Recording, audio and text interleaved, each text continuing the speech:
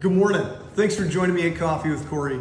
We're making a final push on two things that are really important to us here at the experience. The first one is the tour of staged homes. This is the final weekend where you can register to win $2,000 worth of free furniture for our month of July prize. So there's a number of our tour of staged homes houses open again this weekend.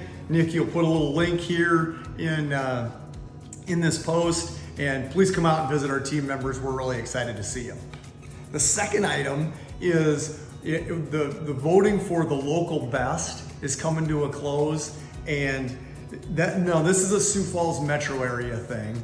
But if you live in our area, or if you know somebody who lives in this area, please reach out to them, have them place a vote. The experience is now eligible in 11 different categories.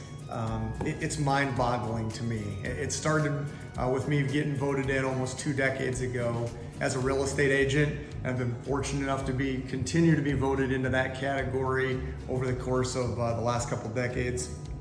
And we've been able to build the experience now into 6 different companies that's now eligible in 11 different categories. So thank all of you for your continued support, and I hope you'll go to thelocalbest.com and place your vote for all of us here at the experience.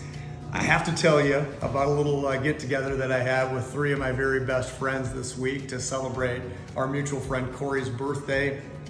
Got together, ate some ribs, and drank a few beers. And Chad, as we're visiting, he says to us, "Hey guys, I got to tell you about this. It's kind of inspiring. The difference between cattle and their very close relatives, buffalo, bison."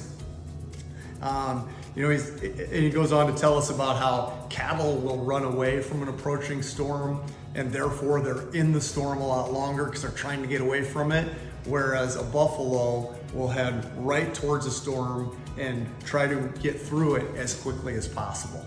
And I had kind of heard that through the years, but I honestly had never done any research on it. In the following days after we got together this week, I did do a little more research on that.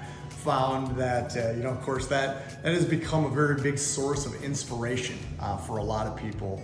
And I wanted to share that with you today. Just that perspective of seeing trouble coming, and rather than always just having that natural instinct to try and get away, if you know it's inevitable, that you've got something that you've got to face and you've got to get through it, it's better to take that challenge and that aspect just head on and get through it as quickly as you can and as effectively as you can.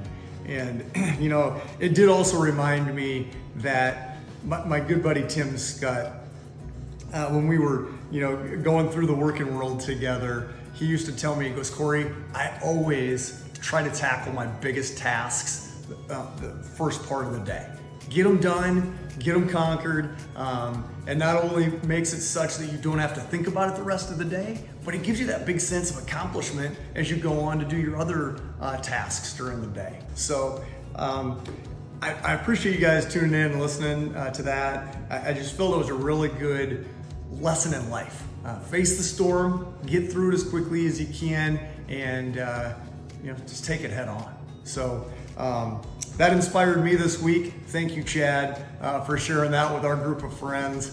And I did mention to you I was going to bring it up on Coffee with Kory, and here it is. It was definitely worthy, and I hope all of you guys appreciate it. So enjoy your week, everybody, and I hope to see you next week on Coffee with Kory.